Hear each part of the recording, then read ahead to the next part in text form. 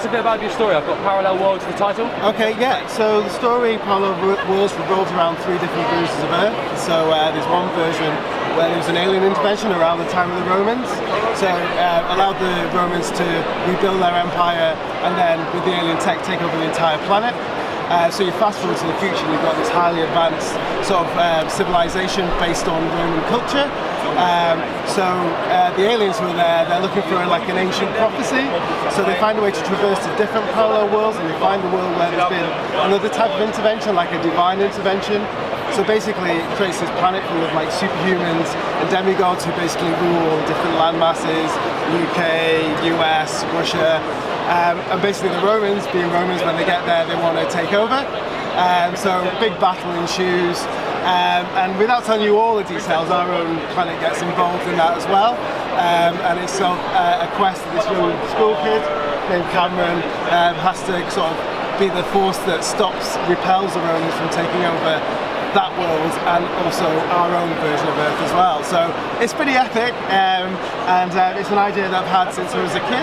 I was about to say, we had that feeling from a kid, so is that something that's changed over time with different stories that you've read as well? Absolutely. So when I was a kid, I used to play like Marvel role-play games and things like that.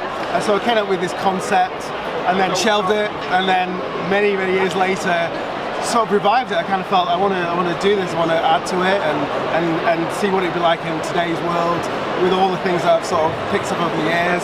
And luckily my artist, who isn't here right now, he's probably shopping, he was a graphic illustrator, so I kind of approached him. He'd never done any comic work before, and kind of said, do you want to try it? And we sort of got together, collaborated, and became what you can see here. How long did that process take? From our point of view, from a writer's point of view, we always work with writers.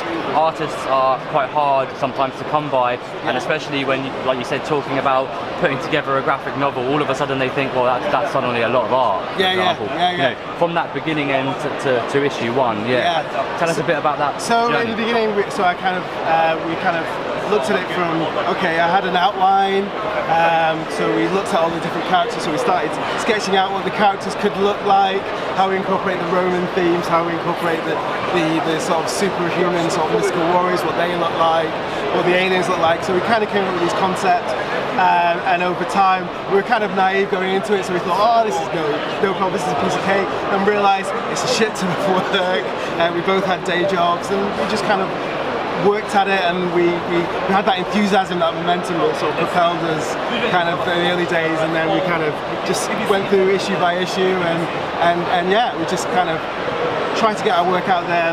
Thankfully MCF existed, so we could kind of get a stall and sort of speak to people and bounce the idea off just casual people, and we got good feedback in terms of the synopsis and the artwork, so that just helped us keep going and gave us the faith that we had something. And we're lucky enough to sort of pitch it to other people in the industry, in the comic book industry, and we've had some really great feedback as well. So yeah, it's been a fun ride. So as you've seen here with your colleague next door, there's different things coming up, new technologies, new apps. Have you looked at or thought about maybe your future, where you want to go, what you want to do? Yeah. So by trade I'm a computer science guy, so I'm really impressed by what he's done, and so initially we were doing the digital route, so we created an app, and it was it was based on the artwork, but what we did is remove the text layers from the artwork, and we had effects and you fade those in and out. But what you saw was other bigger companies starting to do that as well, so we approached Comixology, and we had our stuff on Comixology for a while, but it's very difficult with so many, with Marvel and DC, to get sort of that oxygen. They're sucking it all out the room and you're trying to get noticed, so it's very difficult. So we kind of led us down the traditional route, where it's sort of easier to speak to people one-on-one and sort of make those sales. So yeah, but we've got that in the back of our heads, and now next to this guy, he's giving me lots of ideas, so I'll have to try and one up him. It probably won't happen, but That'll be my last question: is have you enjoyed Comic Con? Absolutely, yeah. It's fantastic. We've been coming here for like three years now, gradually building, and yeah, it's a great place to sort of showcase work. So yeah. Fantastic. Thank you so much for your time today, man. Absolute pleasure. Cheers. Thank you.